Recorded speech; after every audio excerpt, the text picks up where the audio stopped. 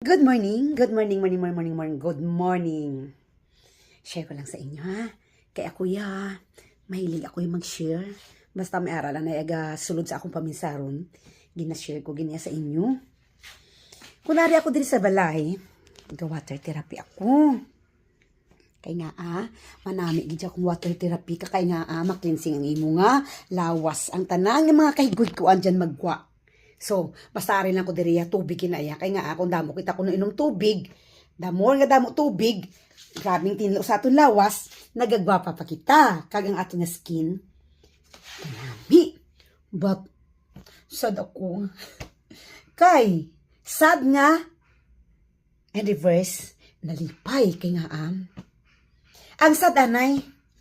Sad ako kag di ba water therapy ako.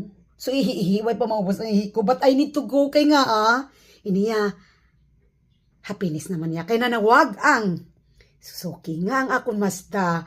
Ready to pick. Kag okay na. Kay nagabot na ang parts for almost 3 months. Lalala.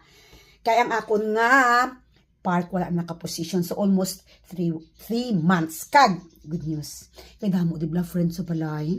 Ginait nila ang wiring sang car nagtawag kahapon, but thank goodness, alhamdulillah wala damage, it's okay. So ready to pick, that's it. See you later in Suzuki. Hello, arin ako diri sa Suzuki. So ala na, wow, grabe man si Mazda, grabe man ang pundo ya sinisabalay. Hopefully wala na sang may magwa. May mga spare parts nga maguba naman. Kay kabudlay mag-order. Kag tama ka mahal. Yan. So, maganda ako masalakyan siya. But,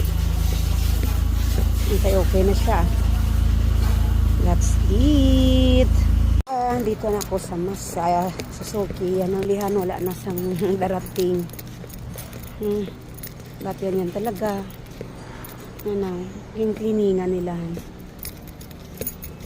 So every time kung merong something wrong dito sa dalhin sa kasa, this is the right place.